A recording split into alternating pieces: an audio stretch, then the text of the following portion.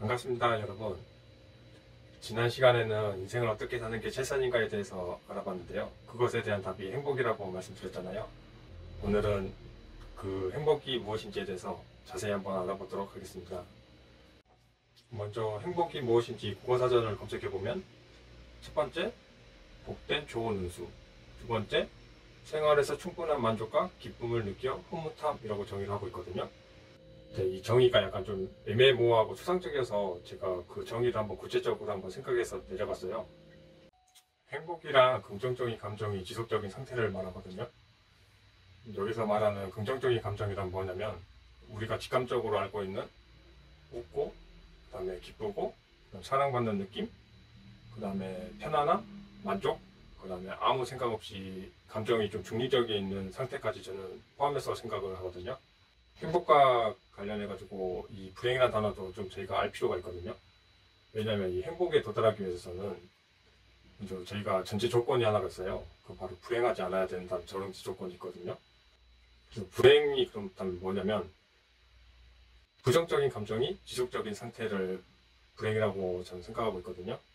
그렇다면 부정적인 감정이 뭐냐면 이것도 저희가 뭐 직감적으로 잘 알 수 있는 그런 감정들인데 구체적으로는 분노, 슬픔, 우울, 복수심, 불안, 짜증, 그 다음에 혐오 이런 것들이 포함되거든요. 행복과 불행을 나누는 기준을 마이너스 10에서 10까지 숫자로 표현한다면 마이너스 10에서 마이너스 1까지는 저희가 이제 불행에 해당하는 거고요.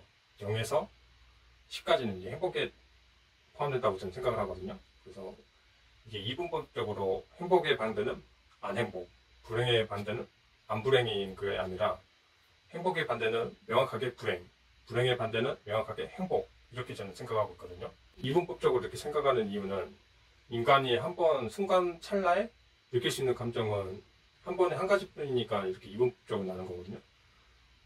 예를 들면 저희가 막 하나면서 동시에 기쁘다 이런 감정을 절대 인간은 가질 수가 없거든요.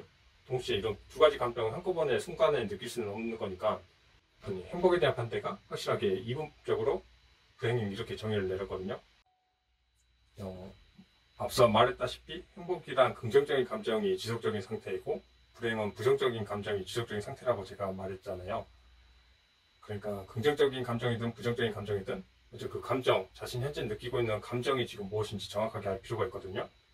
또 그 감정이 어디에서 오는지 그 원인을 좀 자세하게 파악할 필요가 있어요. 그래서 그 감정을 정확하게 알기 위해서는 계속 머릿속으로만 생각을 하는 경우에는 이게 그거 같고 그게 저거 같고 정확하게 좀 명확하게 정리가 안 돼가지고 답을 잘 못 내리거든요. 한 번씩은 자신의 감정을 한번 살펴볼 때 한 번씩 적어보고 이 감정을 내가 어디서 느끼는 걸까 하고 한 번은 이 원인에 대해서 정확하게 한번 파악할 필요가 있어요. 그래야지 자신의 현재 상태를 명확하게 파악할 수가 있거든요.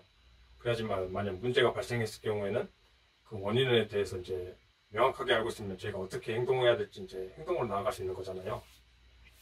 그래서 그 대처가 가능하니까 이 자신의 현재 느끼고 있는 감정이 무엇인지에 대해서 한번 꼭 적어볼 필요가 있다고 저는 생각합니다. 그 다음에 두 번째로는 이제 제가 지속적이라고 말했잖아요. 일시적인 게 아니라 지속적으로 그 이루어지는 상태를 말하거든요.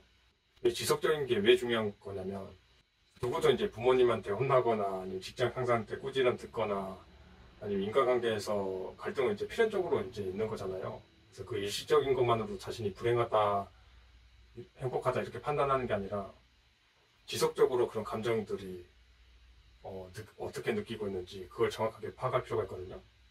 그 먼저 지속적인지 일시적인지는 그 기준에 대해서는 저도 아직 명확하게 기준을 아직 내리진 못했고 그 기준을 어떻게 잡을지에 대해서는 여러분과 좀 같이 한번 고민을 한번 해보고 싶은 부분이고요. 그 다음에 세 번째로 신체적 변화가 나타났는지 이걸 좀 한번 더 생각을 한번 해봐야 될 것 같아요. 평소 잠을 잘 잤던 사람이 잠을 잘 못 잔다거나 신체적으로 건강에 큰 무리가 없었던 사람이 갑자기 뭐 몸이 아프거나 갑자기 병을 얻는다든지 이 경우에도 한 번씩 자신의 현재 상태에 대해서 점검을 할 필요가 있다고 생각을 합니다. 행복과 불행에 대해서 나눠서 생각을 해봐야 되는 이유가 뭐냐면 행복하다면 이 상태를 계속 유지하기 위해서 그냥 노력하면 되고 현상 유지만 하면 되잖아요.